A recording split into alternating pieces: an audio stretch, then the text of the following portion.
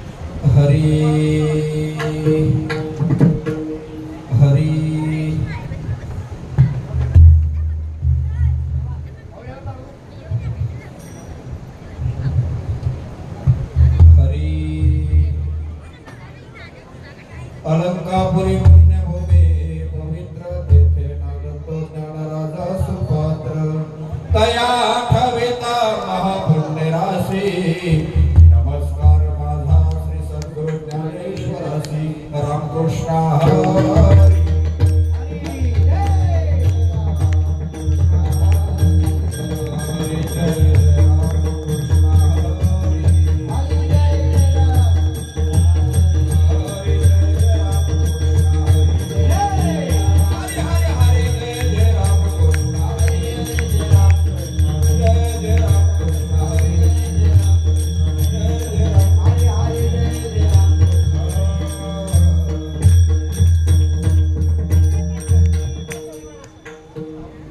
पाहता लोचने सुख झाले हो साजणे तो हा विठ्ठल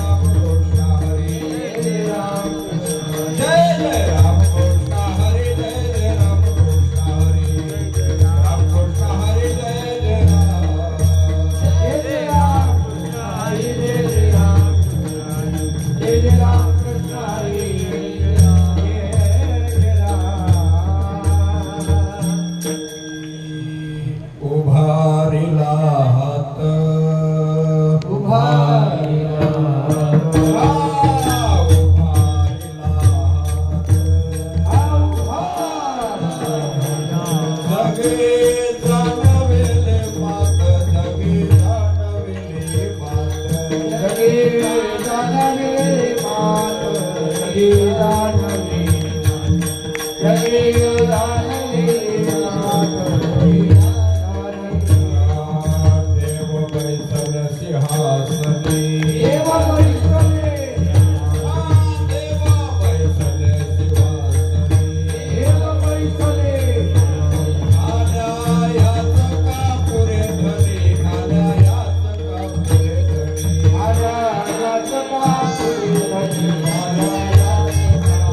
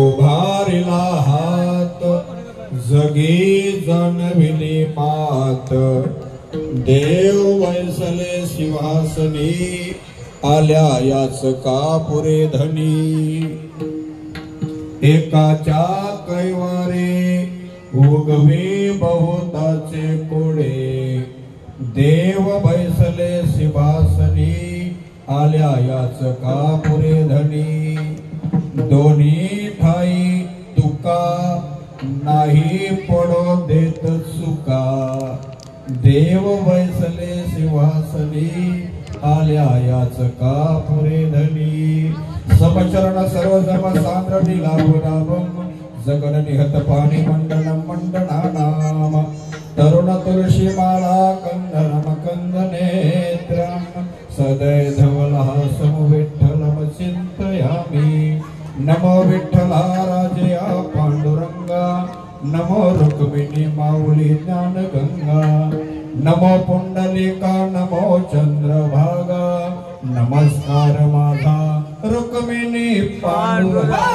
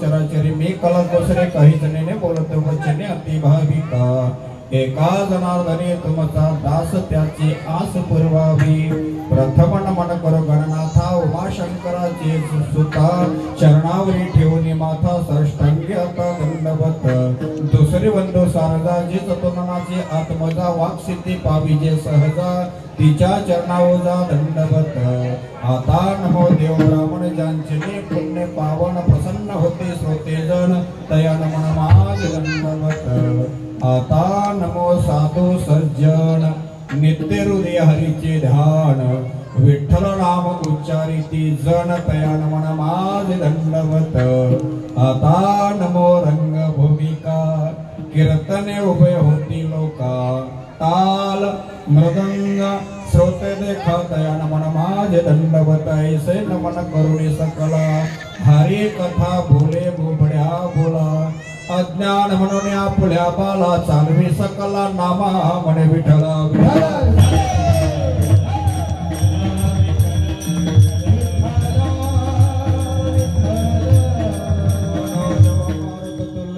जितेंद्रियं बुद्धिमतां वरिष्ठं वातात्मजं वानरयुद्धमुख्यं श्रीरामदूतं शरणं प्रपद्ये वसुदेव सुतं देवं कंसचाणूरमर्दनं देवकी परमानन्दं कृष्णं वन्दे जगद्गुरु कृष्णाय वासुदेवाय हरिये परमात्मने प्रणतक्लेशनाशाय गोविंदाय नमो नमः नमो सद्गुरु तुकया ज्ञानदीपा नमो सद्गुरु सच्चिदानंद रूपा नमो सद्गुरु भक्त कल्याण मूर्ती नमो सद्गुरु भास्करा पूर्ण कीर्ती जयांचे केलिया स्मरण होय सकल विद्यांच्या अधिकरण तेची वंदो श्री चरण श्री गुरूंचे ते नमस्कारोनी आता सेवेला गे सेवक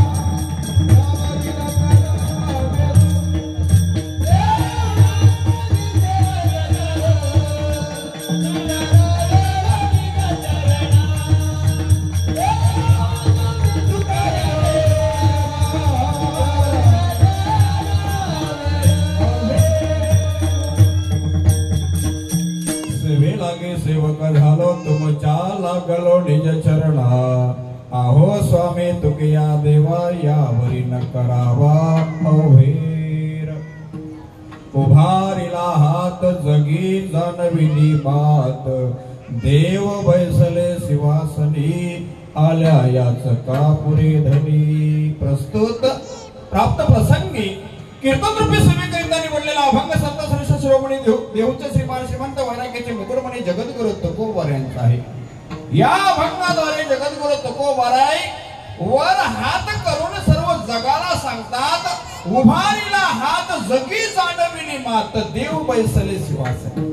देव सिंहासनावर विराजमान झाले हे सर्व जगाला हात वर करून सांगतात। भगवान पांडुरंग पंढरपूरला किती लोकांच्या मुळे आले हो? एकाच्या कैवारे उगवी बहुताचे कोडे।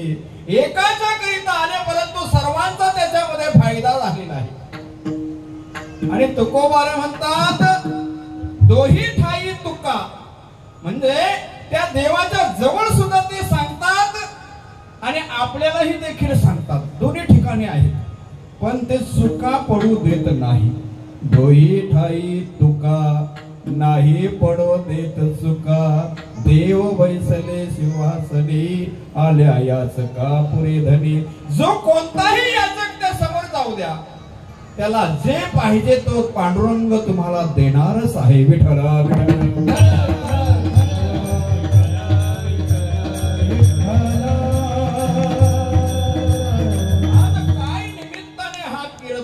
समारंभ काय निमित्ताने आहे सर्वांना याचं ज्ञान आहे। आज आपल्या या पिंपळ गावामध्ये आणि हनुमान मंदिर आणि निर्माण झालेला आहे, जीर्णोद्धार झालेला आहे। जुनं होतं ते नवीन झालं त्याला जीर्णोद्धार म्हणतात। आणि प्राण प्रतिष्ठा सोहळा आज या ठिकाणी झालेला आहे। म्हणजे मूर्त्या आणल्या गेल्या आणि मग त्याच्यामध्ये प्राण टाकलं गेलं ब्राह्मणांच्या मंत्राने। लक्षात ठेवा तुम्हाला त्याचा अनुभव आला असेल। मी काल म्हणालो होतो तांदळावर हात आणि पाय उमटणार, उमटले का नाही सांगा? हा त्याच्यामध्ये प्राण आलेला आहे। विठ्ठला विठ्ठला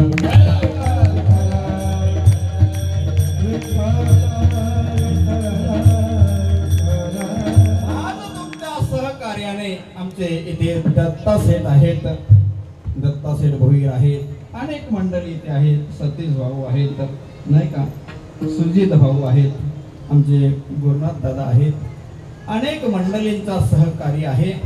सर्वच लोकांची नावं मला घेता येणार नाही परंतु तुमच्या सर्वांच्या सहकार्याने हा कार्य झाला। विठ्ठला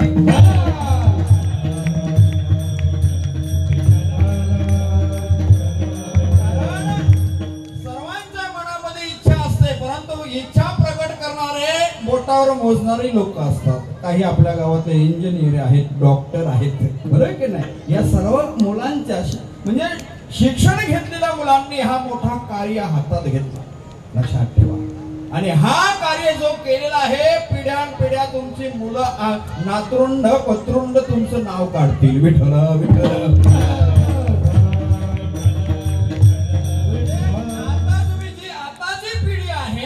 त्यांच्या हातून जो कार्य झाला मोठा तुम्ही मेल्यानंतर सुद्धा तुमची कीर्ती उत्तम आहे। उत्तमाची ओरे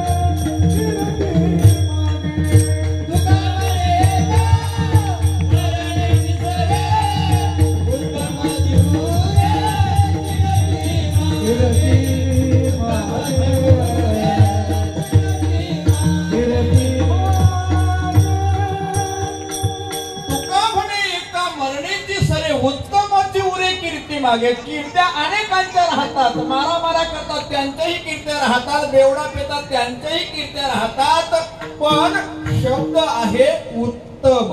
उत्तम शब्द महत्वाचा आहे. विठ्ठल विठ्ठल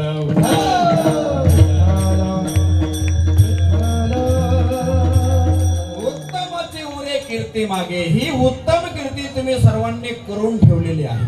लक्षात ठेवा, आपण सर्व जाणार आहोत, परंतु ही कीर्ती अजय अमर आहे. विठ्ठल विठ्ठल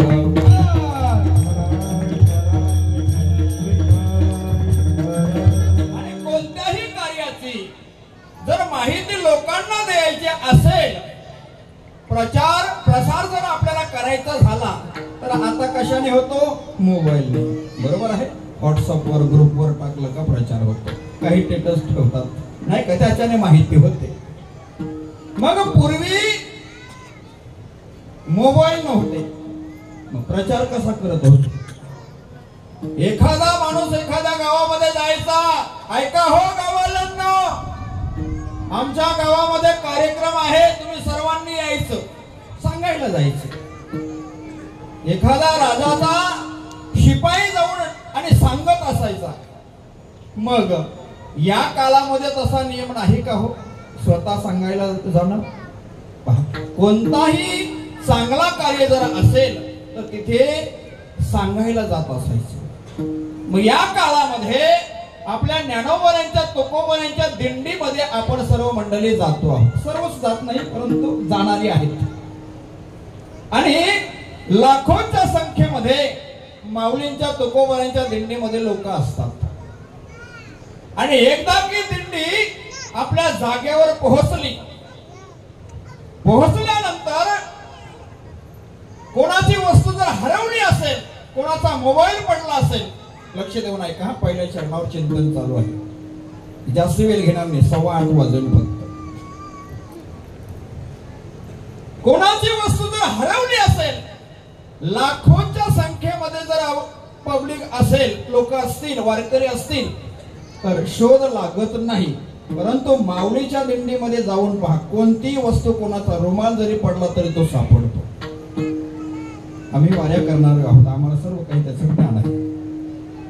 आणि दिंड्या पोहोचल्यानंतर आपल्या मुक्कामाच्या ठिकाणी मग तिथे सोबदार असतो दिंडीमध्ये, आणि सोबदाराच्या हातामध्ये दंड असतो. त्याने दंड वरती केला तर सर्व शांत होतात. आणि मग तो बोलत असतो, ऐका हो, कोणाचा मोबाईल हरवलेला आहे, त्याचा मोबाईल आपल्याकडे आहे, त्याने येऊन घेऊन जायचं. कोणाचा असेल त्याने घेऊन जायचं. कोणाची वस्तू हरवली असेल त्याने घेऊन जायची आहे. आणि मग सकाळी 6 वाजता आपला प्रस्थान होणार आहे. तेव्हा खूप शांतता असते. मोबाईल देखील उचलत नाही, फोन आलेला उचलत नाही. सकाळी पहाटे 5 वाजता निघायचं आहे ते सांगतील. मग ते वर हात करून सांगतात. कोणताही कार्य त्या काळामध्ये असू द्या किंवा या काळामध्ये दिंडीमध्ये ते पाहायला मिळतो. आणि जो कार्य आपल्या गावामध्ये चांगला झालेला आहे म्हणून हात करून सांगतात वर, जगद्गुरु तुकोबारे प्रथम चरणावर उभारी राहत, उभारी राहत, उभारी राहत, उभारी राहत, उभारी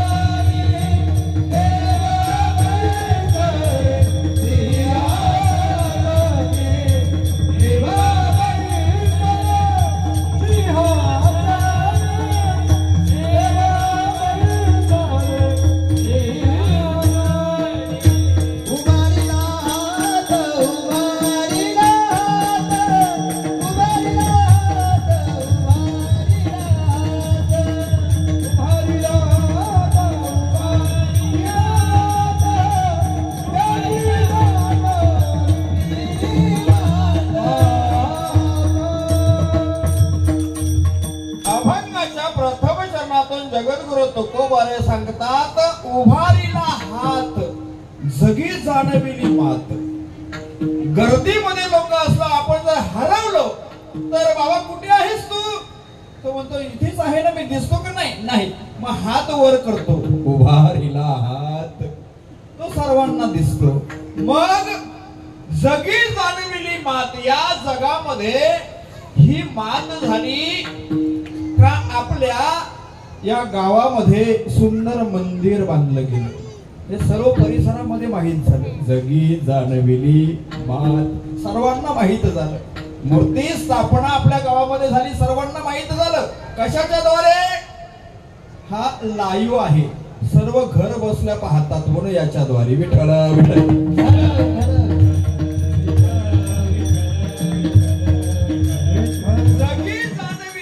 या जगामध्ये या परिसरामध्ये तुमची मात झाली हे सर्वांना माहित झालं. आपल्या गावामध्ये हनुमान मंदिर निर्माण झालं, जगी जाणविली मात, जगामध्ये ही मात झाली. मला सांगा ना, आता भगवान या मंदिरामध्ये विराजमान झाले, आज बसलेले आहेत. काल आपला हनुमंत रायाचा चिंतन होता, बरोबर आहे. शरण शरणाजी हनुमंता, या ठिकाणी भगवान विराजमान झाले, जगामध्ये ही मात झाली. मग काही लोक म्हणतील काय झालं हो, कशाची मात झाली, कशाची मात झाली, या जगामध्ये काय झालं? तर अभंगाच्या दुसऱ्या चरणात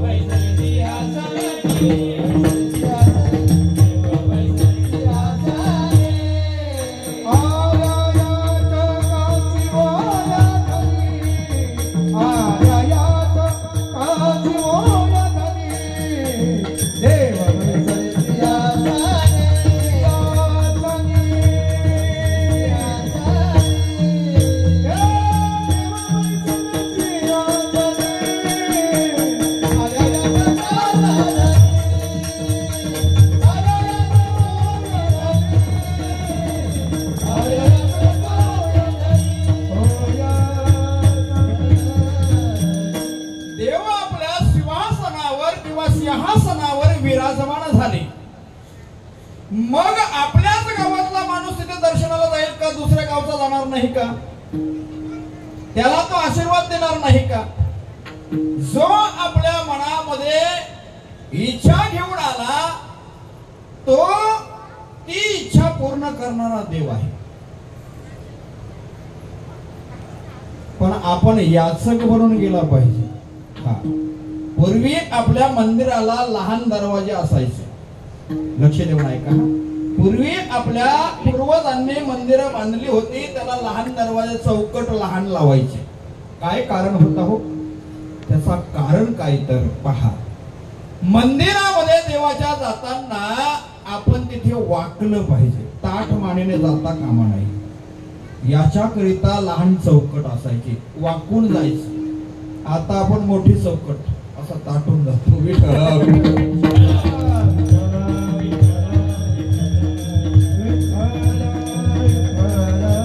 आता आपण जास्ती हुशार झालो नाही का? पूर्वीचे लोक का त्यांना काही कळत नव्हता का? ते आपल्यापेक्षा 2 पटीने हुशार होते, 4 पटीने बोललं तरी चालेल. का तर देवाच्या दरबारात जाताना माणसाने वाकलं पाहिजे, याच्याकरिता लहान चौकट लावायची.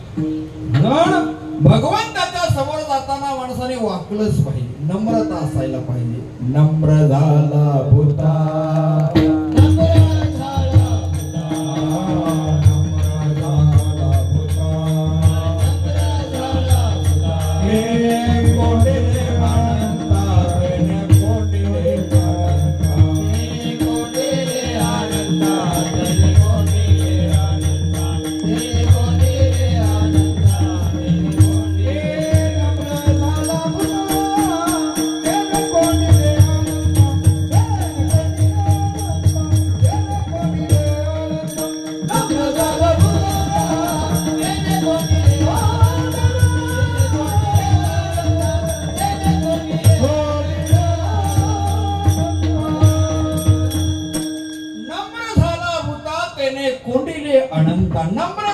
असायला पाहिजे.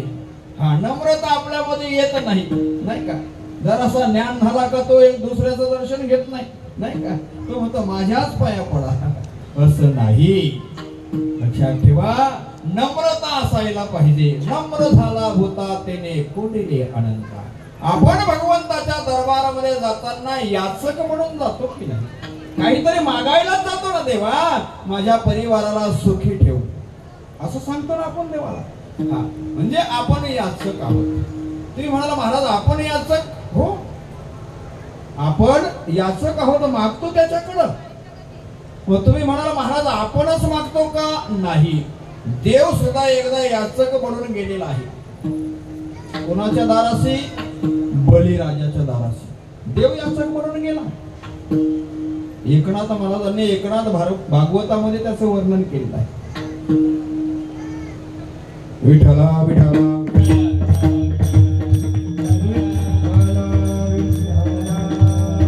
आशा उपजली अनंतासी, नीचवा म्हणत्व आले त्यासी, आसेने दिन केले देवासी, काय दशा इतरांची.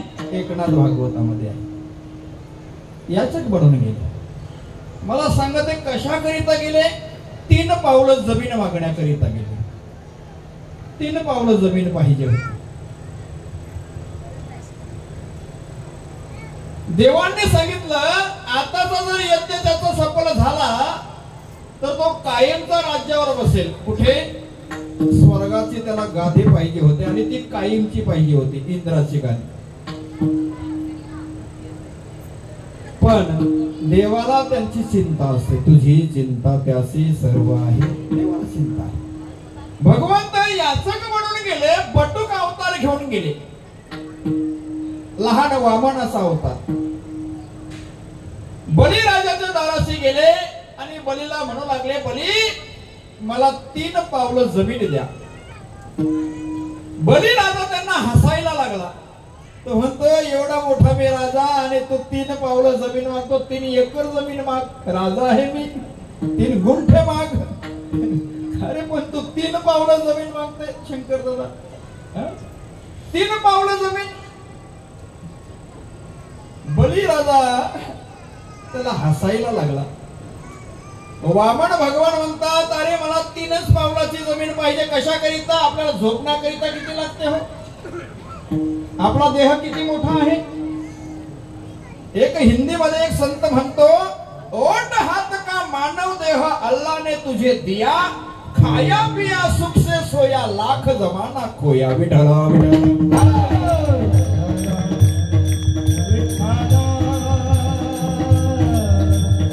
ओट हात का म्हटलं तर 3.5 हाताचा. ओट हात म्हणजे 3.5 हाताचा देह भगवंताने आपल्याला दिलेला आहे. काही लोक खातात पेतात आणि मग आयुष्य भुकड घालवतात. भगवंताने दिलेला हा देह हा भगवंताच्या कार्यालाच लागला पाहिजे. तो म्हणतो मला म्हणजे 3 पावलं जमीन द्या, मी त्याच्यावर झोपेन. झोपण्याकरिता फक्त 3 पावलं जमीन. आणि मग तो त्याच्या गुरुला सांगायला गेला, शुक्राचार्याला. गुरुजींनी सांगितलं बली शिष्य तू माझा आहेस, तू माझा ऐकशील का? म्हणाला का? जो आलेला आहे ना तुझ्याकडे 3 पावलं जमीन मागण्याकरिता, त्याच्या उंचीवर जाऊ नको. तो दिसायला तो लहान आहे परंतु तो जगाचा बाप आहे. गुरु जाणतात तो जगाचा बाप विष्णू आहे. तो तुझ्याकडे 3 पावलं काय 2 पावलामध्ये सर्व व्यापून टाकेल, एवढा मोठा आहे. त्याच्या रूपावर जाऊ नको. काय बोललासी वरलिया रंगा. काही लोक वरच्या रंगाला बोलतात नाही का? ऊस डोंगा परी रस नो हे डोंगा, काय बोललासी वरलिया रंगा. कमान डोंगी पर तीर नो हे डोंगा, काय भुलनासी वरलिया रंगा. नदी डोंगी पर जल नो हे डोंगा, काय भुलनासी वरलिया रंगा. सोखा डोंगा परिभाव नो हे डोंगा, काय भुलनासी वरलिया रंगा. काही लोक वरच्या रंगाला भलतात नाही का, 50,000 घेतो कीर्तनकार नाही का, त्याचं कीर्तन म्हणतो, पाय ठेवायला जागा राहत नाही. विठ्ठल विठ्ठल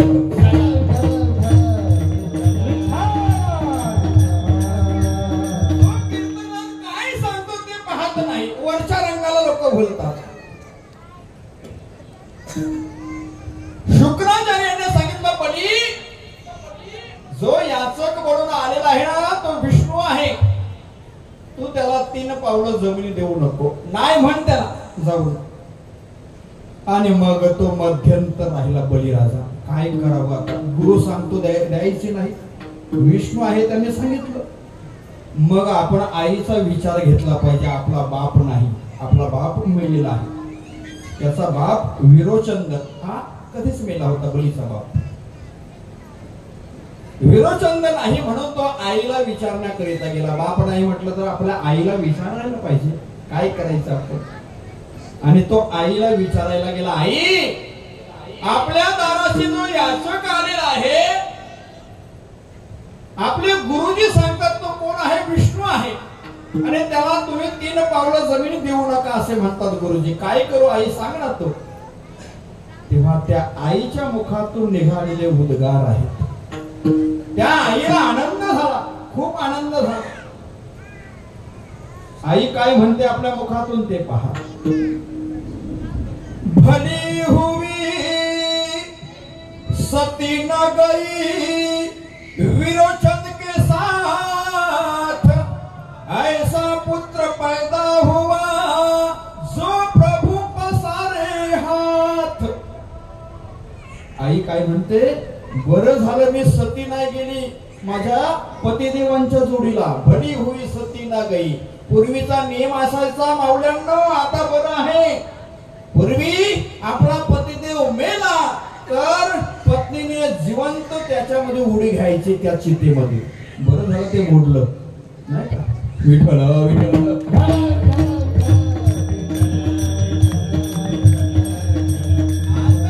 नियम असतात काय झालं असतं.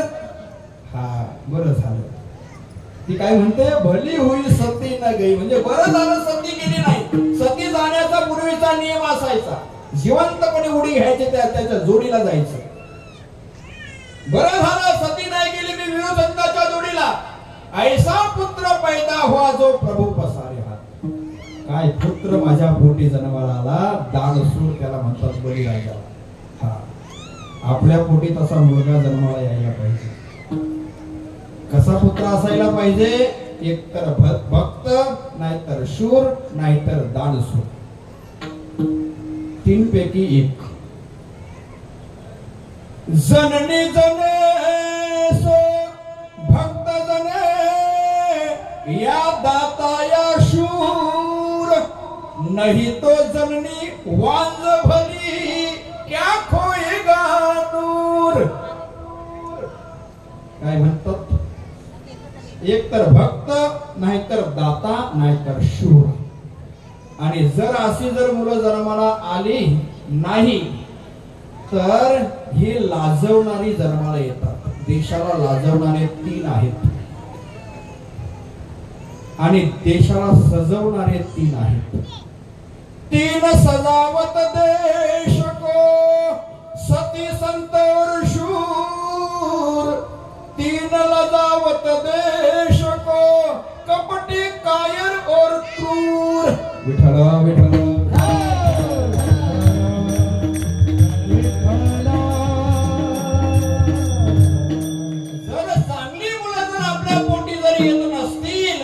मुलं नसलेली बरी.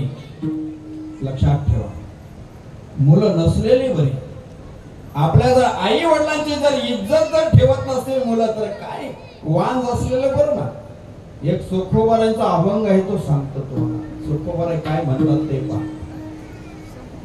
ऐसा पुत्र देगा देवा, जग म्हणे त्याला बाबा, कन्या तरी ऐसी देई जैसे मीरा मुक्ताबाई. भक्त राजा ऐसा गुन्हा, त्याचा तीही लोकी झेंडा. इतकी न द्यावी तुझ्याने, माझे करग निसंतान. दोही माझी एक लेखा, म्हणे केशव महार जातीने चोखोबार आहे, परंतु त्यांचे विचार पहा. एवढं जर देवा तुम्हाला द्यायचं नसेल ना तर नाही दिलेलं बरं. विठ्ठल विठ्ठल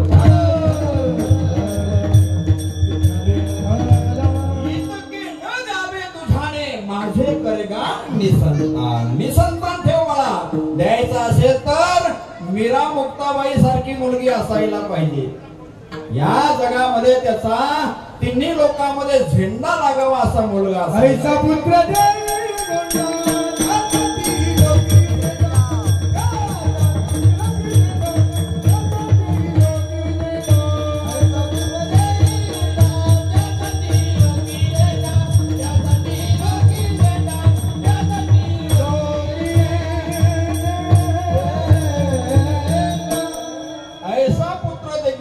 म्हणजे गुंड म्हणजे मारामारी करणार नाही, परमार्थाचा गुंड. आणि गुंड आणि गुंड हे वेगळे आहेत. विठ्ठल विठ्ठल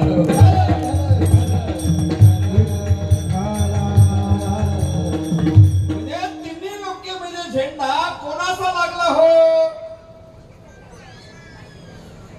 कोणाचा तिन्ही लोकांमध्ये झेंडा?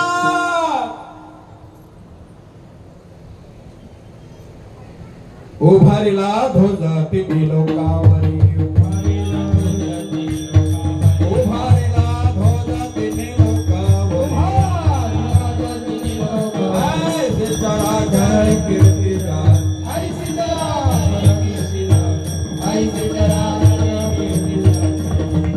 देह निवृत्तीनाथ ज्ञानेश्वर सोपान मुक्ताबाई ज्ञानदीप्ती कला. लक्षात ठेवा.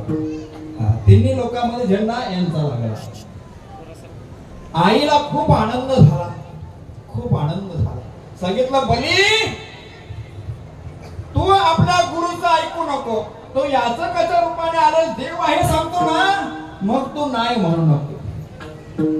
तयार झाले. मी तुम्हाला 3 पावलं जमीन देणार. गुरुजीला सांगितलं तुम्ही या संकल्पाचा मंत्र म्हणायला. शुक्राचार्य म्हणाले मी येणार नाही, तुला काय करायचं ते कर. पळाले गुरु बाजूला. वामन भगवान म्हणतात तो मंत्र मला येतो, मी म्हणतो त्याला जाऊ दे बाजूला. आणि मग संकल्पना करिता ती झारी होती. झारीमध्ये पाणी, त्याला नली असते पहा, झारी माहिती आहे तुम्हाला? आणि त्याच्यातून संकल्प सोडायचा आहे. हातावर पाणी झारीने टाकत असताना झारीतून पाणी येत नाही. तो शुक्राचार्य तुम्हाला म्हटला गेला पळाला असं नाही. शुक्राचार्य त्या पात्राच्या नलीमध्ये जाऊन घुसला. लहान म्हणून सूक्ष्म रूप घेऊन आतमध्ये जाऊन बसला. पाणी येऊ नये म्हणून संकल्पना केली. पाणी काय येत नाही? बळीराजा विचार करतो, संकल्प करता पाणी येत नाही. वामन भगवंताने विचार केला हा कारस्थानी आहे याचा गुरु, हा आतमध्ये जाऊन बसलेला आहे. भगवंताने जाणलं आता काय करायचा. जो आडवा आलेला आहे ना भक्तीमध्ये, मग याचा एक डोला फोडला पाहिजे. बलीला सांगितलं बली आहे त्या झारीमध्ये काय अडकलेलं आहे ना, ती खाली दर्भाची काडी आहे उचल आणि त्या नलीमध्ये घाल. दर्भाची काडी बलीने उचलली आणि त्या नलीमध्ये घातली. तर काय झाला तिथे? बलीने शुक्र आंधळा केला. बलीने आंधळा शुक्र केला.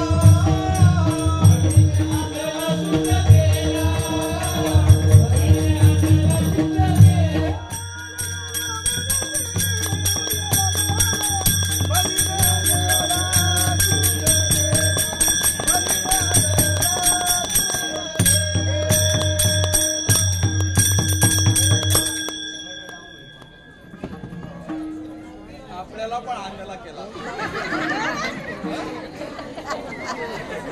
बलीने आंधळा शुक्राचार्यांना केला, आपल्याला पण आंधळं केलेलं आहे.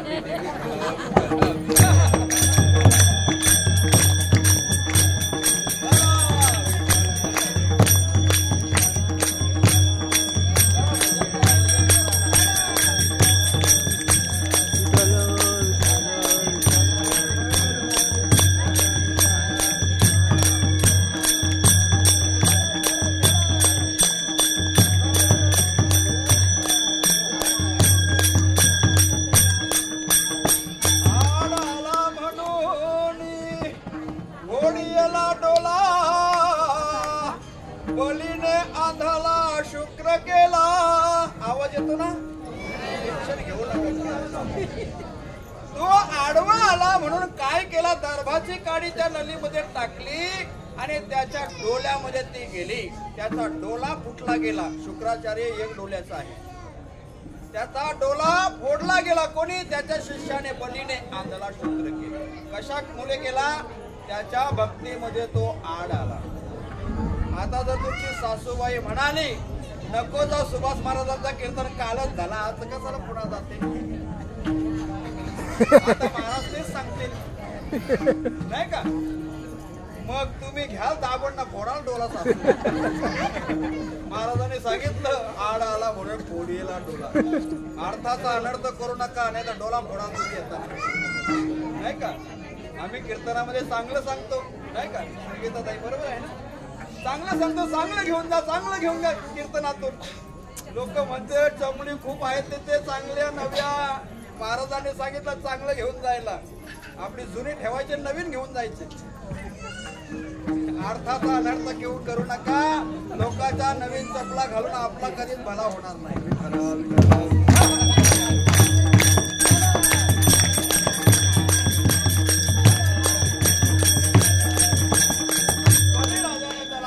केला आणि मग तो पळून गेला. याने संकल्प सोडला आणि मग भगवंताला सांगितलं आता तुम्हाला 3 पावलं जमीन पाहिजे ना, घ्या.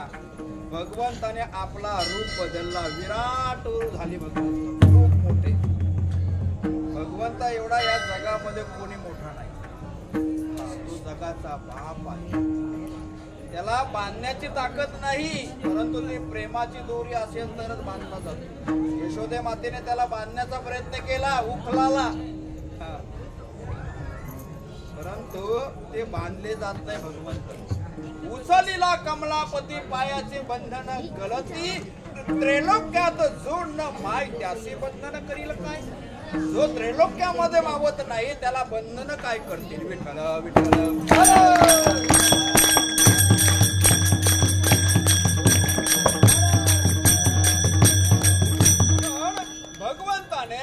आपला रूप बदलला आणि मग त्याला सांगितलं आता बाबा तुझी पावलं टाकून घे.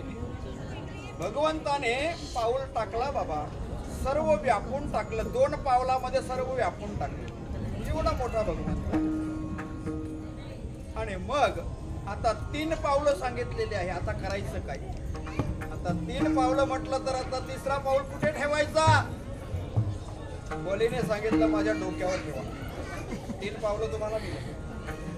भगवंताने त्याच्या डोक्यावर पाय ठेवला आणि त्या बळीराजाला पाताला. आणखी चिंतन त्याच्यामध्ये आहे.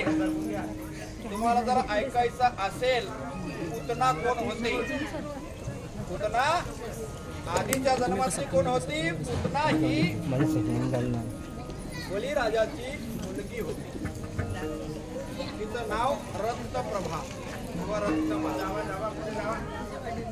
तिने तो प्रसंग पाहिला. कोणता? जेव्हा बटुक अवतारामध्ये भगवान वामन दिसले तेव्हा तिच्या अंतःकरणामध्ये कोणता भाव निर्माण झाला?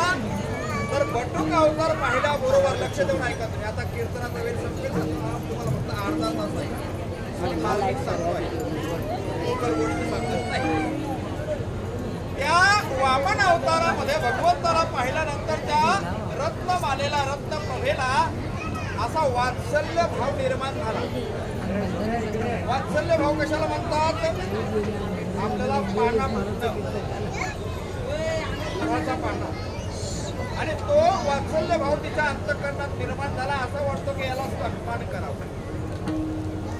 भगवान वामनाने ते जाणलं, कारण देवाला सर्व काय कळतो, आपल्या अंतःकरणात काय आहे न सांगता तुम्हा कलो येतो अंत.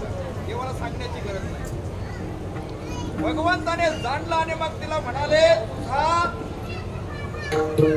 जो विचार अंतःकरणात आहे, तुला जी इच्छा निर्माण झालेली आहे, मला सन्मान करावा अशी तुझी इच्छा आहे ना, तर ही इच्छा मी जेव्हा कृष्ण अवतार माझा होईल तेव्हा मी तुझा आधी स्तनपान करीन. विठ्ठला विठ्ठला विठ्ठला.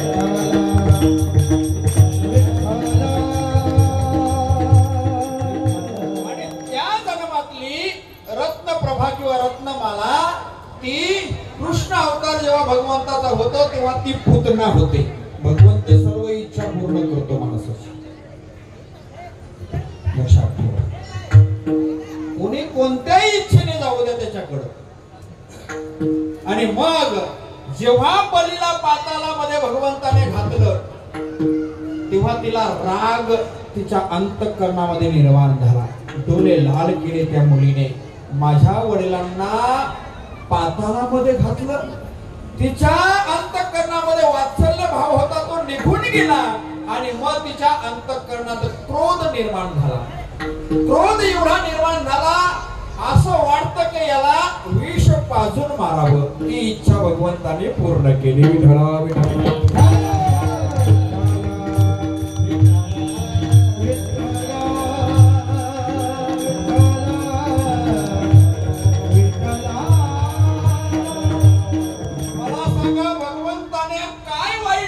बलिराजाचं काही वाईट केलं का सांगा.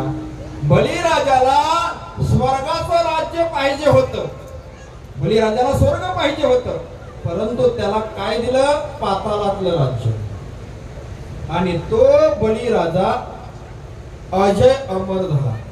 लक्षात ठेवा, स्वर्गाचं राज्य कुठपर्यंत असतो? आपल्याला सुद्धा इंद्र होता येतो 100 यज्ञ केले तर. ज्ञानोबांची ओवी सांगतो.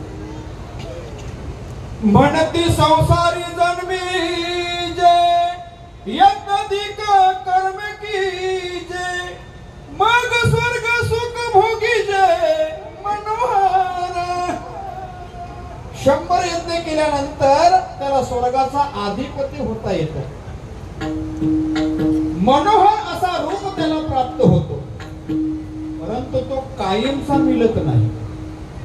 तो कायमचा नाही. जोपर्यंत त्याच्याकडे पुण्य आहे तोपर्यंत तो तिथला राजा राहतो, इंद्र होतो. आणि पुण्य संपल्यानंतर त्याला पुन्हा या मृत्यू लोकात यावं लागतं.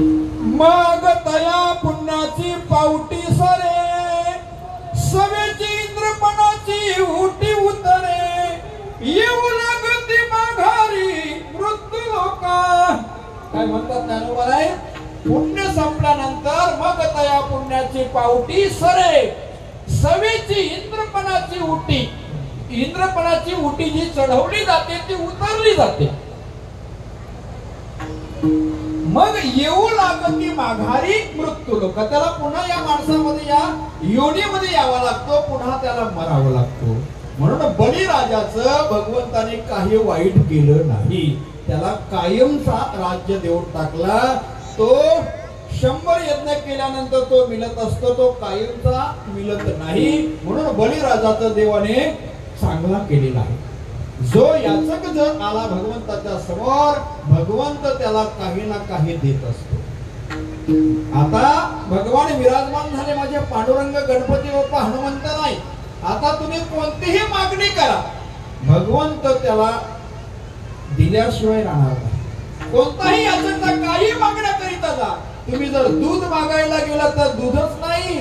भगवंत काय करतो? त्या उपमंडला काय दिलं?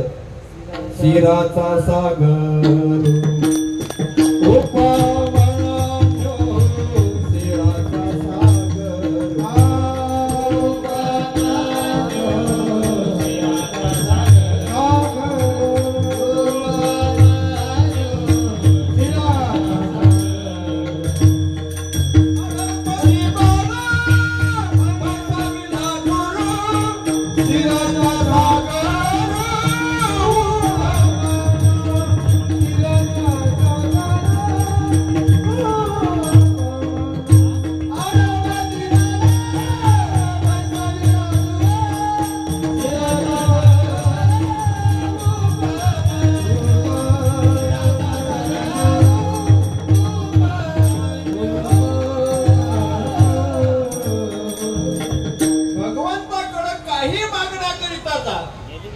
एकाने काय मागितलं?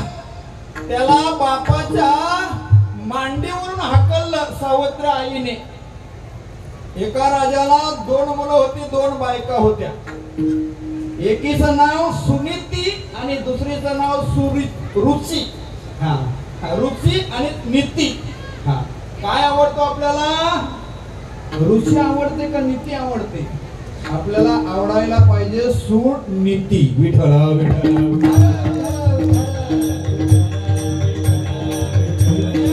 जी चांगली नीती आहे ती सुनीती. आणि तो राजा रुची घेत होता. सुरुची भोग पत्नी होती. दोन्ही बालक त्या राजाच्या म्हणजे बापाच्या मांडीवर बसले होते. मांडीवर बसले होते. आणि सुरुचीने ते पाहिलं आणि त्या ध्रुवाला हाकलून दिलं. जा रे, तुझा अधिकार नाही तुझ्या बापाच्या मांडीवर बसण्याचा. का? माझा सुद्धा बाप आहे ना तो. नाही, मी आवडती राणी आहे तुझ्या बापाची. या जागेवर जर बसायचं असेल तर माझ्या पोटी तुझा जन्म व्हायला पाहिजे. तुला जर ती जागा पाहिजे असेल तर. मग तो रडत गेला आईकडे. आई, मला त्या आईने हाकलून लागलं हो, मांडीवरून ढकलून दिलं मला. माझा बाप आहे ना आई? म्हणाला आहे रे बाबा. मग मी त्या बापाला तुझ्या आवडत नाही, ती आवडती आहे आई. मग अगं आई, मला तिथे बसायचंच आहे, काय करावं लागेल? बाळा, मांडीवर बसण्याकरिता तू सांगायला आलास, काय करावं लागेल आई? तो म्हणतो देवाला प्रसन्न करावं लागेल. का? तर तुम्ही पूर्ण गावच्या लोकांना जरी ही गोष्ट सांगितली ना, मला त्या मांडीवर बसायचं आहे, तर तो या गावचा राजा आहे. कोण? तुझा बाप. न्यायाधीश आहे, परंतु तोच जर विरोधात वागतो तर त्याच्या विरोधात कोण जाईल? विठ्ठला विठ्ठला.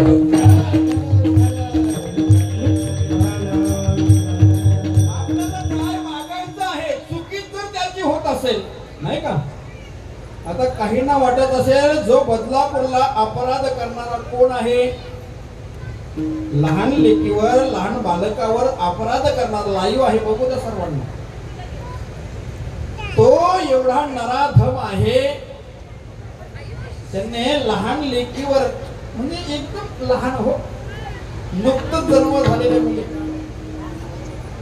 त्याला इथे तर मारणारच आहेत, परंतु तिथे सुद्धा त्याला जागा नाही. लक्षात ठेवा, जे आपण अपराध करतो ना, हा, ती मुलगी जर मरत असेल आणि एक मुलीची जर आई आत्महत्या करत असेल, लक्षात ठेवा एवढा मोठा पाप त्याने केलेला आहे. आणि त्याला सपोर्ट करणारे काही पोलीस आहेत. लक्षात ठेवा, तुम्हाला याचा दंड भोगावा लागेल. पोलीस असू द्या, कोणी कमिशनर असू द्या, कोणीही असू द्या, जो आपल्या गादीवर बसलेला आहे त्याने न्यायच करायचा आहे. विरुद्ध जर पैशाकरिता तुम्ही जर काही वागत असाल तर तुम्हाला सुद्धा तीच शिक्षा देव देणार आहे. आपण कशाकरिता जातो? त्यांच्याकडे न्याय मागायला. आणि मोठा व्यक्ती जर पैसा खाऊन जर न्याय त्यांच्या बाजून देत असेल तर त्यांच्यासारखा मोठा अपराधी या जगात नाही. विठ्ठला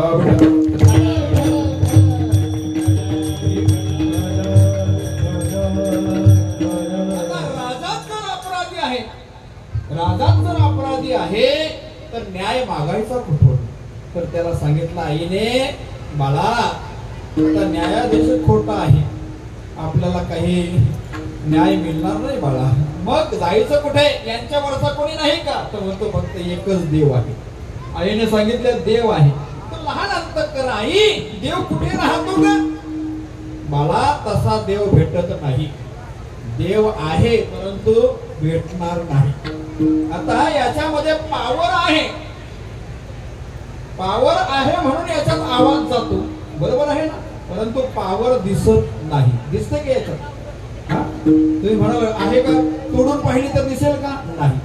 आता ह्याच्यामध्ये पावर आहे, ती जर वायर तोडून पाहिली तर दिसणार नाही, बरोबर आहे ना? हा, मग त्याच्याकरिता काय करावं लागेल? दुधामध्ये तूप आहे, लोणी आहे, ते पाहण्याकरिता काय करावं लागेल? तसा देव आपल्याला मिळतो. मंथुनी नवनीता तैसे घे अनंत, मंथुनी नवनीता तैसे घे अनंत, मंथुनी नवनीता तैसे घे अनंत, मंथुनी नवनीता तैसे घे अनंत.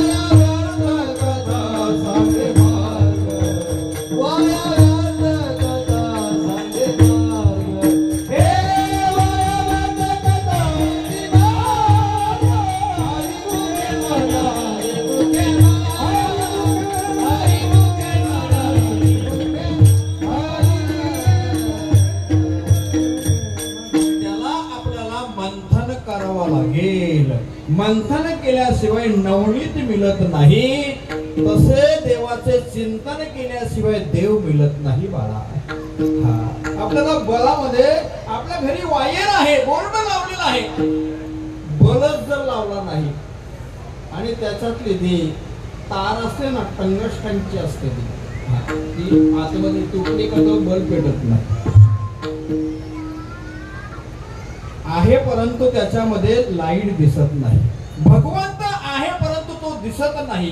लोणी आहे परंतु तो कसा मिळेल त्याला मेहनत करावी लागेल. म्हणतोडी नवनीता तैसे घे अनंता. बाळा त्याला चिंतन करावं लागतं तेव्हा देवाची प्राप्ती होते. आई मग कुठे जावं लागेल? जा अरण्यामध्ये, कुठे जंगलामध्ये. लहान अंतःकरण आहे, गेला अरण्यामध्ये, देवाची तपश्चर्या केली, नारदाने उपकार केले, गेला आणि मग देव प्रसन्न झाले आणि सांगितलं बाळा काय पाहिजे तुला? सांगितलं मला बापाच्या मांडीवर बसायचं आहे. त्या आईने मला हाकलून दिलं. अरे तो नाशिवंत बाप आहे तुझा. काय सांगितलं? तो नाशिवंत, तो करणार नाही. कायमचा तुला मी पद देतो. कायमची जागा त्याला मिळाली, त्याला आढळ पदावर बसवलं. आढळ पद बाल बैसविला धुरू, शिराचा सागर उपमन्यू. आता उपमन्यू हा कोण आहे? आता याचकाबद्दल चिंतन करून लक्षात घ्या. आपल्या पांडुरंगाच्या जवळ आता तुम्ही जर मागायला गेले उद्यापासून तर देव सर्व काही देणार आहे. हा, याचक म्हणून जायचं देवाच्या जवळ. तो आपल्या सिंहासनावर बसलेला आहे, त्याच्याकडे जे मागाल ते मिळेल. लहान बालक आहे, गरीबाचा मुलगा, उपमन्यू बाळ लहान, आणि तो एकदा मोठ्यांच्या मुलामध्ये खेळण्याकरिता गेला. मोठ्यांच्या म्हणजे श्रीमंताच्या मुलामध्ये खेळण्याकरिता गेला. खेळण्याकरिता गेल्यानंतर त्याच्या घरामध्ये आईने आणि वडिलांनी त्यांना त्या मुलांना केसर टाकून दूध दिलं. लहान मुलांना केसर टाकून दिलं दूध. दूध दिल्यानंतर तो उपमन्यू बाळ होता लहान, त्याने ते पिऊन पाहिलं. प्याल्यानंतर तो म्हणू लागला त्या मुलांना काय आहे हे? तर ते म्हणाले बाळा का रे मित्रा तुला काय याची ओळख नाही का? का हे दूध आहे. तो म्हणतो दूध तर मी दररोज पितो, माझी आई देते मला. अरे तुझी आई तुला दररोज फसवते, तुला दूध देत नाही, ती पिठाचा पाणी म्हणून दूध देते. विठ्ठल विठ्ठल.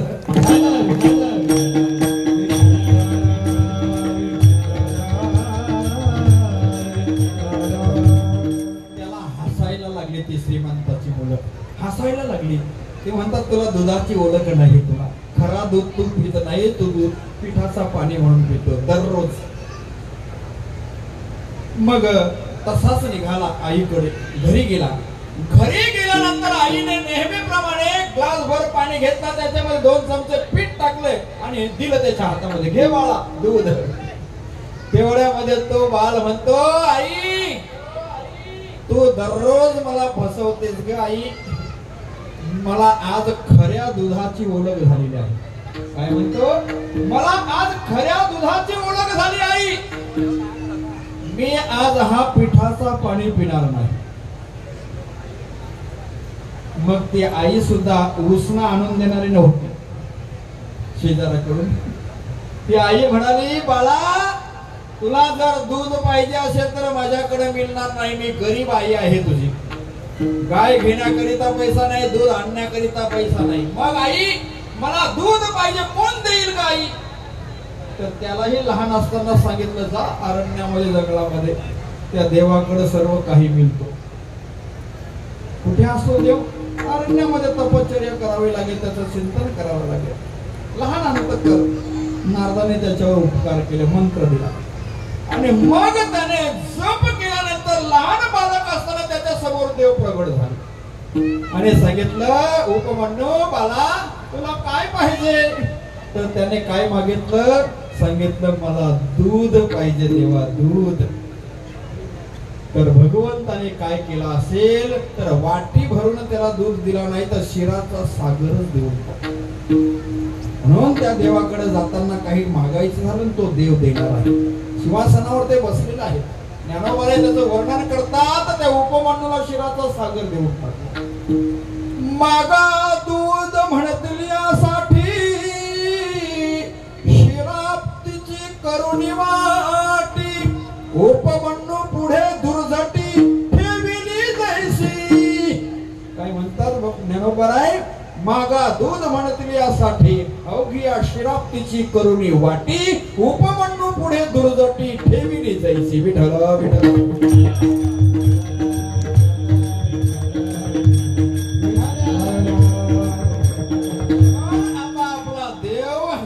देव बैसले सिंहासनी. सिंहासनावर देव विराजमान झालेले आहेत. आल्या याचकास पुरे धनी. जो याचक कोणीही जाऊ द्या देव आपल्याला देणारच आहे. अनेक उदाहरणं मांडता येतील. भगवान श्रीकृष्ण जेव्हा लहान होते आणि जेव्हा मोठे झाले तेव्हा गोपालांना खूप आनंद झाला. गड्यांनो राधा किरे झाला. गड्यांनो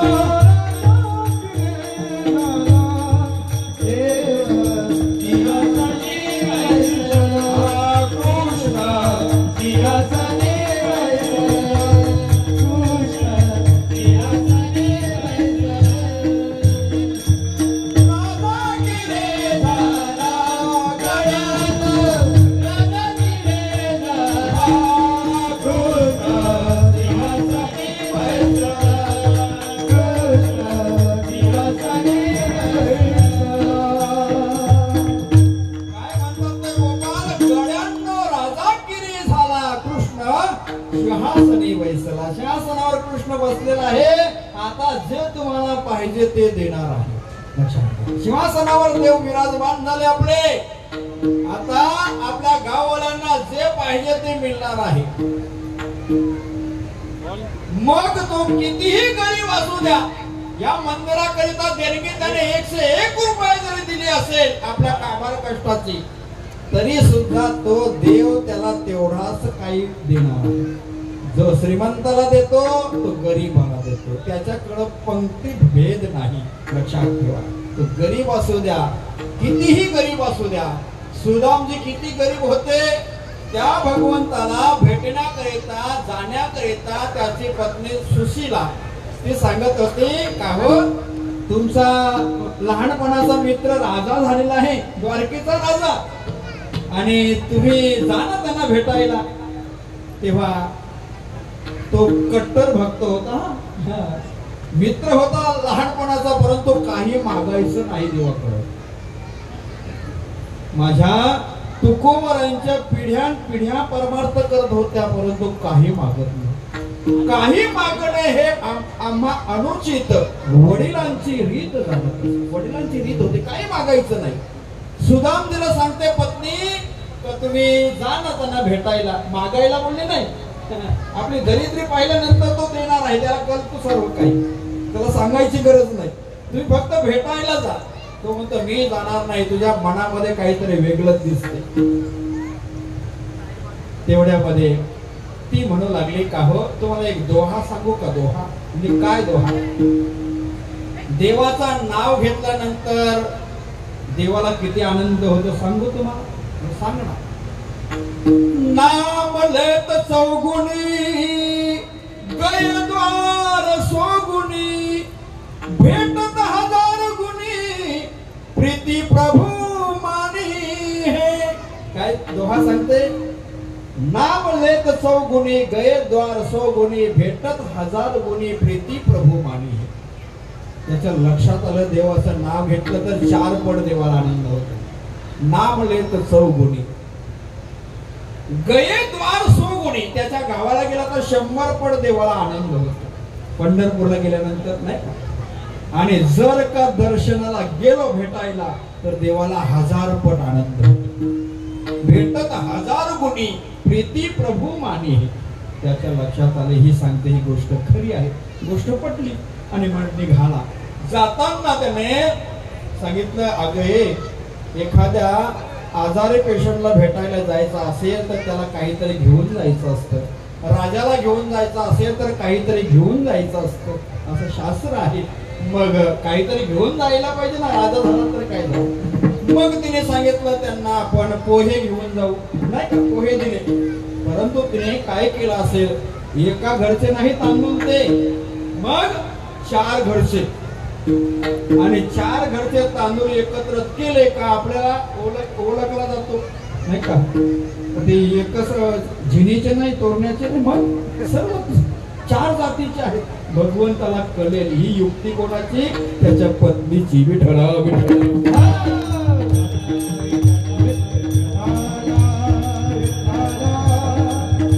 आणि मग तो निघाला, मजल दर मजल करत निघाला.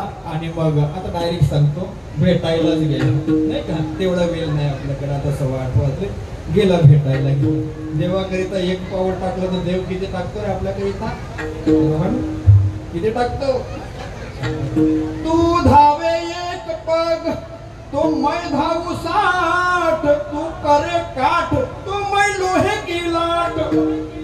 काय भगवंत म्हणतो, तू माझ्याकरिता जर 1 पाऊल टाकला तर मी तुझ्याकरिता 60 टाकेन. त्याच्या दाराशी गेला तो, परंतु भगवंत धावतच गेला. आणि जर कोणी मंदिरामध्ये येण्याकरिता जर तो ताठून राहिला, तू करे काठ, तो भगवंत म्हणेल मी लोहे की लाट. शेवटला मरताना सगळ्यांना देवच आठवतो. आणि जर का तुम्ही दररोज या देवाचं दर्शन घेतलं नाही, आले नाही, तर शेवटच्या क्षणाला देव लोखंडाची काठी होतो. काय म्हणाला, मै लोहे की लाट, लोखंडाची काठी देव. तू करे काठ, तो मै लोहे की लाट. विठ्ठला विठ्ठल.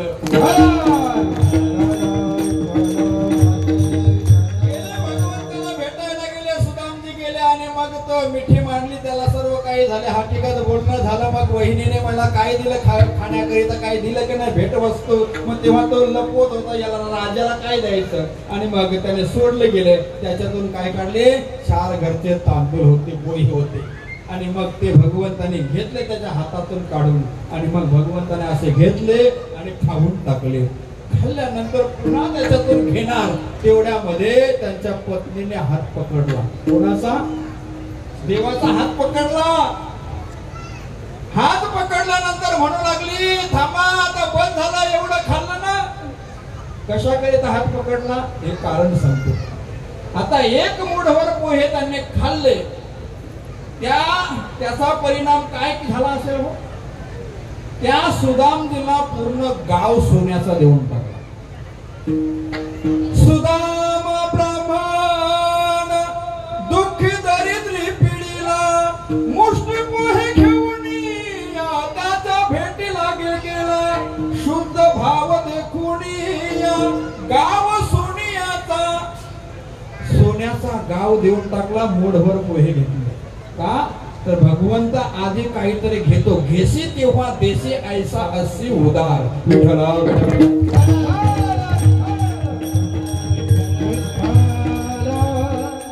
आणि हात पकडण्याचा कारण आहे, मूठभर पोहे खाल्ले, याला आता पूर्ण गाव सोन्याचा देणार. आणि दुसरी मूठ घेतली होती, ती जर खाल्ली असती तर सगळ्या राण्या सुद्धा देऊन टाकली असं देवा.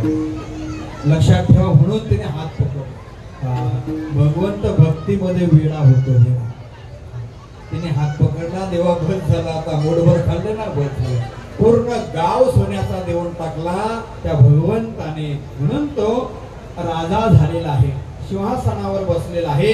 एकदा आपण त्यात संप्रदायाप्रमाणे सर्वांनी मुखाने नाम आणि हाताने टाळी वाजवायची. 8:15 वाजलेले आहेत. याला सुद्धा सरवणीच्या कीर्तनामध्ये तो तिथे असतो, म्हणून त्याला जायचं आहे. सर्वांनी मुखाने नाम आणि हाताने टाळी वाजवायची. विठोबा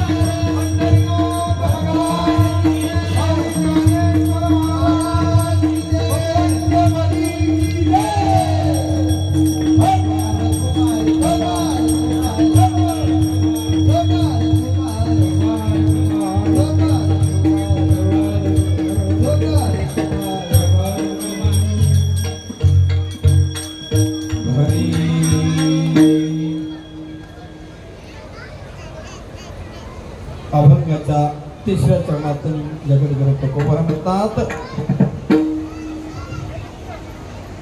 एकाच्या कैवारे उगवे बहुताचे कोडे. विठ्ठल विठ्ठल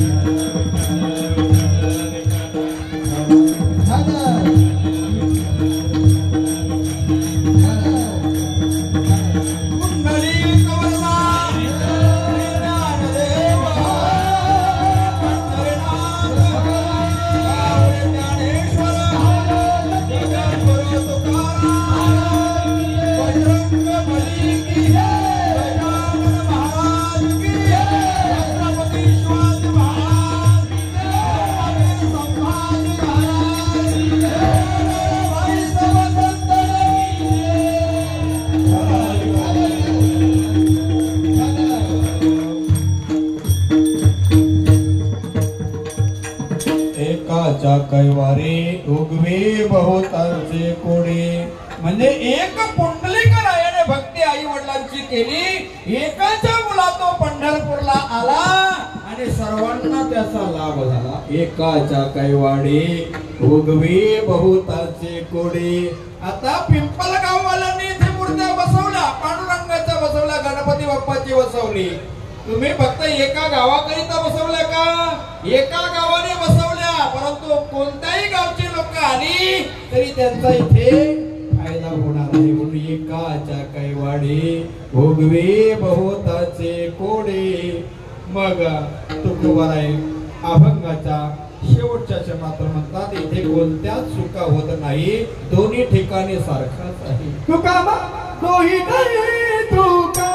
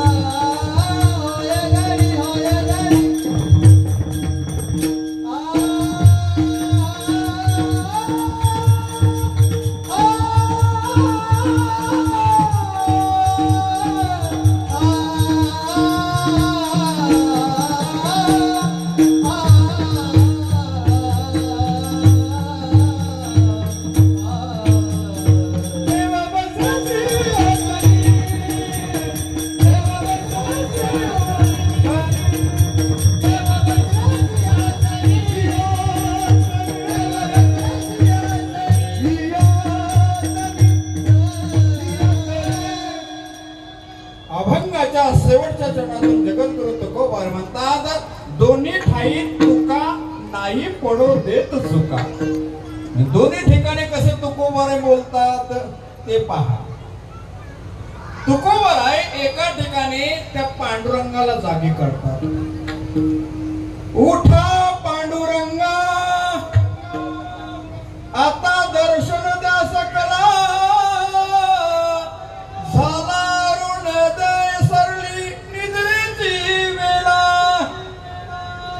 पांडुरंगाला उठवतात आणि दोन्ही बाजून कसे बोलतात ते पहा।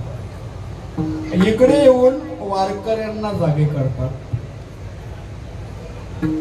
वारकऱ्यांना जागे करतात। उठा जागे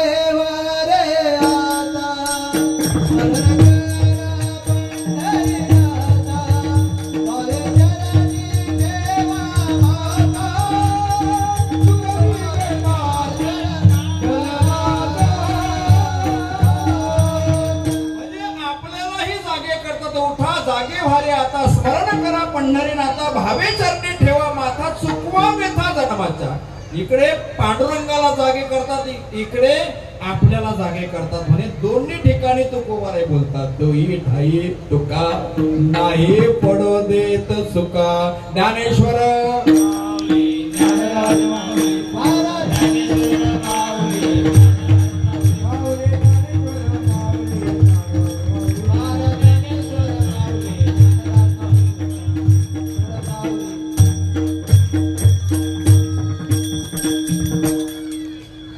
उभारिला हात जगे जाणविनी मात, देव बैसले सिंहासनी आल्या याच का पुरे धनी। या अभंगावर चिंतन मांडण्याचा प्रयत्न केलेला आहे। मुलांना सर्वांनी लक्षपूर्वक ऐका। आपल्या सर्वांच्या आई वडिलांची इच्छा असते हो माझ्या मुलाने आपल्या गावामध्ये चांगलं नाव करावं। मुलीच्या कडून सुद्धा इच्छा असते मुलींना, आणि मुलाकडून सुद्धा इच्छा असते। मुलांना आपण काय करतो, आपण त्या मोबाईलच्याच मागे लागतो। मोबाईल चांगलाही तेवढाच आहे आणि वाईट देखील तेवढाच आहे, लक्षात ठेवा। मोबाईलवर सर्व काही आपल्याला मागवता येतं, काही गोष्टी माहिती नसतील त्या आम्हाला मागवता येतात, परंतु त्याचा वापर तसा केला तर तो चांगला आहे। आपण लहान मुलांना, लहान लेकरांना खेळण्याकरिता मोबाईल द्यायला लागलो। 5-6 वर्षाच्या आतमधली जी मुलं आहेत ना, त्यांच्या हातामध्ये मोबाईल खरंच सांगतो तुम्हाला देऊ नका। का देऊ नका तर त्यांच्या डोळ्यांची तेवढी ताकद नाही ते मोबाईल मध्ये पाहण्याची। जेव्हा तुमच्या लहान मुलांचे डोळे खराब होतील तेव्हा तुम्ही सांगाल महाराजांनी सांगितलं होतं ते खरं होतं। लक्षात ठेवा। माझ्या घरामध्ये माझ्या भावाची मुलगी आहे, लहान आहे, अंगणवाडीमध्ये जाते। तिची आई सतत तिला मोबाईल देत होती, आता डोळे असे मिटवते ती। लक्षात ठेवा, माझ्या घरामधला अनुभव तुम्हाला सांगतो। अनुभव आलेला आहे तो आपण प्रगट करायचा। अनुभव आले अंगात ते या जगात येत असते। तेव्हा आता 8-10 दिवस झाले आता मोबाईल देत नाही तिच्या हातामध्ये। लक्षात ठेवा, आपल्या मुलांना सांभाळा, त्यांचे डोळे, त्यांचं आयुष्य तुम्हीच खराब करणार आहात। खेळण्याच्या नादात तुम्ही त्यांना देता, तुम्हाला टीव्ही बघायची आहे, तुम्हाला ती मुलं त्रास देतात म्हणून तुम्ही त्याच्या हातामध्ये मोबाईल देता, ही खूप मोठी चुकी करता। लक्षात ठेवा, एवढं तरी कीर्तनातून घेऊन गेले ना तरी भरपूर होईल। माझ्या लेकी बालींना एक विनंती आहे, कपडे घालायचे ना फुल कपडे घाला हो। आपला अंग दाखवण्याकरिता नाही हो, आपला अंग दाखवायचं असेल तर आपल्या पतिदेवांना दाखवायचं आहे, इतर कोणाला दाखवण्याकरिता आपला शरीर नाही। आपल्याच लेकी बालींवर बलात्कार का होतात, इतर त्यांच्यावर का होत नाही, ते पूर्ण अंग झाकतात। लक्षात ठेवा, एवढं तरी घेऊन जा माझ्या लेकीनो, माझ्या बहिणींनो, तेवढं घेऊन जा। आपल्या बापाची मान खाली होईल, माझ्या आईची मान खाली होईल, असं काही करू नका। तुमच्याकडून खूप अपेक्षा आहे आई वडिलांकडून, लहानाचे मोठे करतात, माझ्या मुलीने चांगलं वागावं, चांगलं नाव करावं, ही अपेक्षा प्रत्येकाच्या आई वडिलांची आहे। तुम्हाला सांगत नाही एवढा फरक आहे, सांगत नाही आई वडील, पण अपेक्षा तीच आहे का ना, तुमची अपेक्षा आहे ना? म्हणून हात जोडून विनंती आहे, चांगले वागा मुलांना। तुमच्या गावामध्ये आपला कितीही वाद असू द्या, परंतु आपला जेव्हा सप्ताह चालू होतो ना तेव्हा एकत्रित या मुलांना, आणि जेव्हा आपल्या धर्मावर संकट येईल तेव्हा एकत्रित या। पक्षांतर सोडून टाका, पक्षांतर धरू नका। असू द्या आपला, हे म्हणत तो म्हणेल का मी शिवसेनेचा आहे, मी बीजेपीचा आहे, मी राष्ट्रवादीचा आहे, मी काँग्रेसचा आहे, मी मनसेचा आहे। तुम्ही कार्य करत असाल तर चांगला कार्य करा, परंतु आपल्या गावामध्ये वाद विवाद करू नका, विनंती आहे। माझ्या गावात सुद्धा पक्षांतर आहे, परंतु सप्ताह आला का पूर्ण गावचे लोक एकत्रित येतात. मला आज एवढा आनंद झाला, एवढा पूर्ण गाव एकत्रित आलेला आहे. आणि असाच तुमचा गाव राहू द्या, चांगले राहा आणि चांगले जीवन जगत राहा.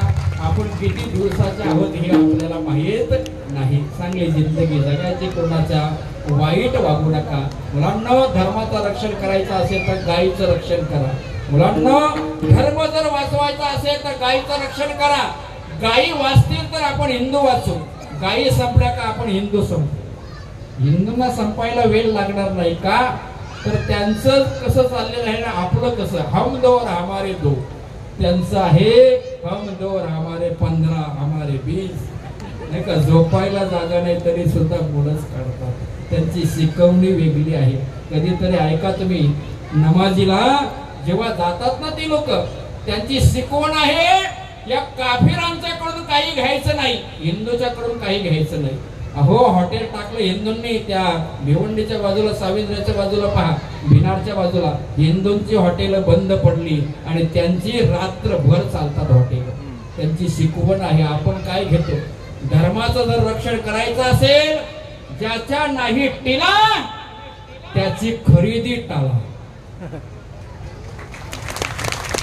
ज्याचा टिला नाही ना त्याची खरेदी करू नका. कधीच विचार करा, मी सुद्धा बाजाराला जातो, भिवंडीच्या इथे कल्याणच्या मार्केटला जातो, कुठे घेतो ॲडव्होकेट आपला कोण गावचा आहे एक मुलगा, लंबू आहे पा, हा तोच भेटतो कधी त्याची पत्नी, आणि तो ते त्यांनी ओळख केली, पत्नीला सांगितले हे महाराज आहेत. आणि त्यांचा सुद्धा तोच नियम आहे. काय नियम आहे, ज्याच्या टिला नाही त्याच्याकडून खरेदी करायची नाही. त्यांना जर कमजोर करायचं असेल तर आपल्या हातात आहे, आणि त्यांना मोठं करायचं असेल तर आपल्याच हातात आहे. ते त्यांच्या माणसांना मोठे करतात आणि आपण का असे करतो, असं कधी करू नका. चांगलं आपलं धर्माचं पालन करा. धर्माचे पालन करणे पाखंड खंडन, हेच आम्हा करणे काम बीज वाढवावे नाम. सर्वांनी या ठिकाणी हातभार लावलेला आहे. सर्वांचे मी आभार मानतो आणि इथेच सेवा संपवतो, नाही का. सगळ्यांचे आता पुन्हा नाव घेत नाही. या ठिकाणी आपला मृदुंगाचार्य आपल्या माणकोली गावातील आणि रोहन माली या ठिकाणी वाजवण्याकरिता आला, त्याचे आभार. विनयकरी आमचे चंद्रदादा जोशी आमणे, त्यांचे आभार.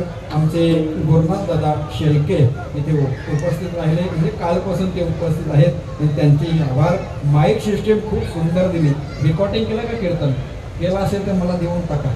हा युट्यूबवर आपण टाकू, आपल्या गावाचं नाव होईल ना. केले हा सर्व तालकरी मंडळी, माझा मुलगा इथे उपस्थित आहे. आमचे प्रमोद पाटील आंबिवली, खूप गायन चांगलं आहे, खूप सुंदर गायन आहे. परंतु सरवलीवाल्यांनी त्यांना काहीच बोल दिले सत्यामध्ये, तो त्यांनी सुद्धा वेळ दिला, त्याचे आभार. गोरखनाथ महाराज बजागे किरवली, त्यांचे सुद्धा आभार. आणि या ठिकाणी आपला श्रीराम भोईर या ठिकाणी आमच्या आशाताईंचा मुलगा आहे, त्याचे सुद्धा आभार. आणि आपले शंकरदादा पाटील, पहिला कीर्तन त्यांची मुलगी वारली होती तेव्हा केला होता. किती वर्ष झाले तुम्ही लक्षात घ्या. हा पहिला कीर्तन आपल्या पिंपळगाव गावात त्यांच्या घरी झाला होता, एकदम पहिला.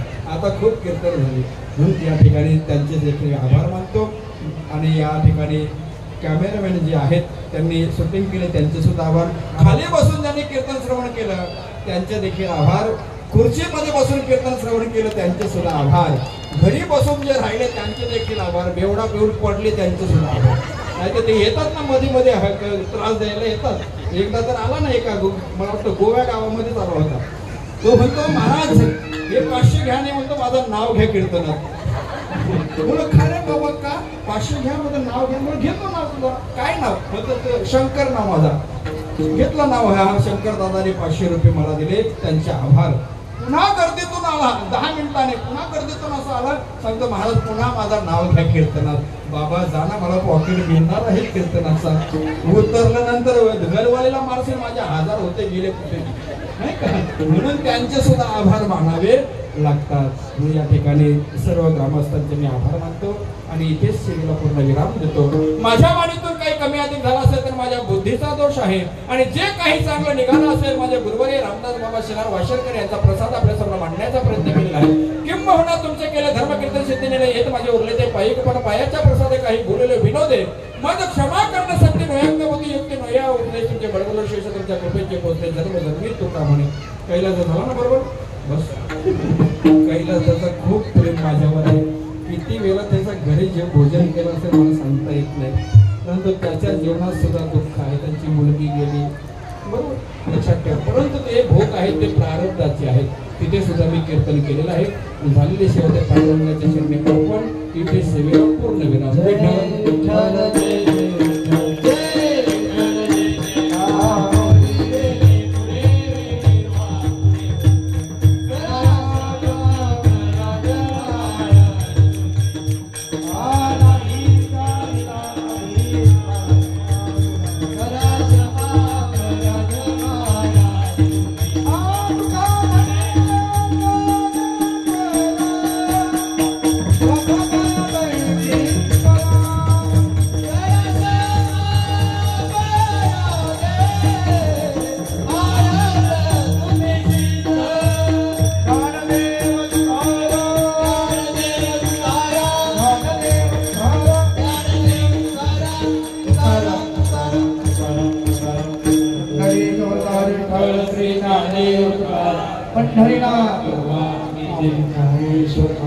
जगद्गुरु बजरंग बली गणपती बाप्पा जय